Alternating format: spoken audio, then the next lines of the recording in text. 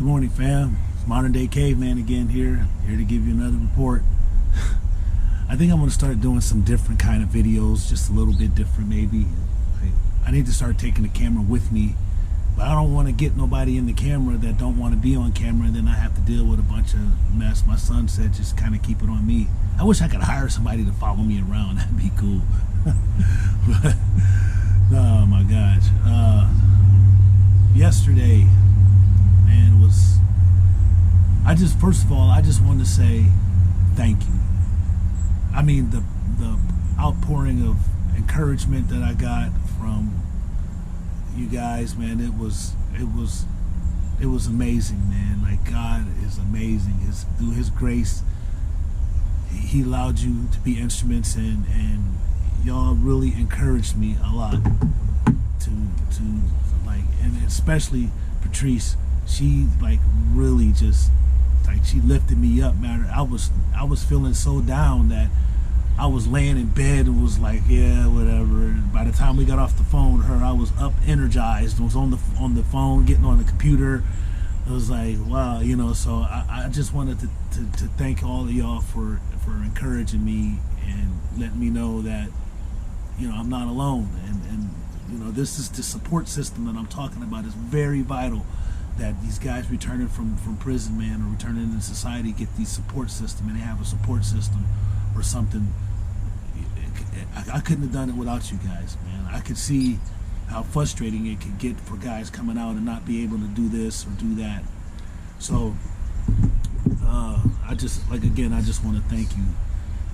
So yesterday I spent most of my day, I revamped my resume. So I now included my contact information and my references on it. I got one of my subscribers. He says he's a professional resume writer and cover letter writer, and he's going to help me out for no charge. I'm like, dude, I need that. But so I filled out applications online yesterday. But prior to doing that, I revamped my resume. It took me a minute. Once, you know, my mom has a nice, decent computer, but it's slow. So I know what I need, though. I need to ask. So I'm going to ask right now. I might as well ask. I need a computer. I need a laptop. So if anybody knows that one that I can go get, where I can get one, or someone has an old one that they don't really need, that I could buy, or maybe someone wants to donate. I mean, I need a computer because my mom's computer is nice, but it's slow. Plus, you know, I'm sharing it with her. This is her computer, and I'm kind of like taking over the computer. And you know, especially with downloading these videos. These videos take like 40 minutes to download, and so, you know, I just put it out there. I need help. So for you guys that are filling out these, because there's no longer paper applications, man. Everything is now online, which is very different. Like everything is online, like everything is computerized. So you better become computer literate, or at least have a basic knowledge of online activity, because it's all online. The information that you need, that you're going, when you fill out these applications, like I didn't know I had to go, like I had to stop and go, but you need to remember like your username and password. So I had to like write down a bunch of usernames and a bunch of passwords, and you know, just trying to remember all of these passwords. And so now I got a list of passwords and stuff, and everything is organized. So I had to get everything organized. I realized that I was like losing time and forgetting passwords and usernames. So you got to have your usernames. You got to have an email address. You got to have a phone number. You got to have your social security number. Right? That is very important. Okay, so the other part is your work history. So I'm struggling here on the work history because I got a huge gap, like 20 plus years in my work history. And so I remember in one of the seminars that I took, they said that we could say that we was employed by the state, or, you know, employed by the federal government. or the Bureau, like, so I could put down I was employed by the Ohio Department of Rehabilitation and Corrections or the Federal Bureau of Prisons.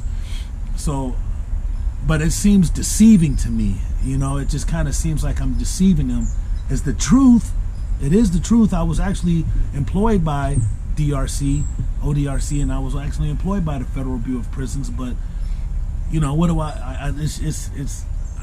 it just seems deceiving to me. So I don't want to really do that, because the employer might think I'm not being open and honest like I'm trying to be. It's deceiving, and they tell us in the prison system. See, like, that's what I'm starting to see little things that are not consistent with real life.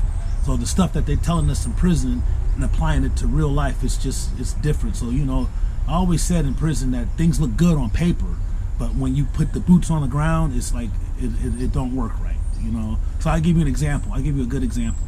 So we in one of the prisons that I was in, child was taking forever. Like, it was just taking forever. So they devised this plan. They came up with this plan that they was gonna get child done in about an hour. So we had 6 blocks, and they was gonna call 5 minutes. You got 5 minutes when they call it to go to child. You had 15 minutes to sit, not 10 minutes. You had 10 minutes to sit down and eat, and then 5 minutes to get back. So that's basically what they broke it down was 20 minutes for each block times 6 is 120 minutes. So they figured that but they would overlap, and I don't know however they figured it out, but this was the new plan that they instituted, right? But they didn't take into account about that first we have to get there and stand in line to get our trays. It's not like our trays are sitting there on the table, right? Sometimes they run out of food and we have to wait for the food to get prepared, or sometimes the food is messed up and we stand and we refusing to take it, and so they got to redo it. Then it's and it just didn't work, and it actually made it longer. It started taking longer for us to get child. So they implement a plan and don't really think it through. Like, on paper it looks great, but in reality it's not. So that was the thing when I did these applications, is the stuff that I had been learned how to do. It's not really applicable in the real life. So so I don't know about this work history, like this I don't know what to put, because I don't have a work history, but I do in prison. But I really don't have a work history, so it's a huge gap, and it's going to be a hard thing to get over. So I think that's one of the problems I'm having with the applications. So I fill out a few different applications, and I tell you, the easiest one that I did so far had to be Walmart. Walmart's was long, but it was relatively simple, right? So my interview with McDonald's, that was a drive-through interview for real. McDonald's is a fast food restaurant for real. Like, I went there, she sat me down for 10 minutes and kicked me out. It was like, she's like, we'll call you. I was like, God. All right, and so I don't even know if they'll call me, man. Who knows? But I got to keep moving forward, right? I got to keep moving forward. So it's just got to keep moving forward, man. So I filled out an application at Amazon. I'm just looking at different things, seeing what's going to happen. My sister helped me out with this CashApp thing, man. Like, with my bank account, man, I couldn't figure out how to get the dang money that people had been sending me, and I've been, like, my mom's been giving me little cashes against it, so I could have, like, I didn't have any money, and I was like, I got this money, but I don't know how to use it.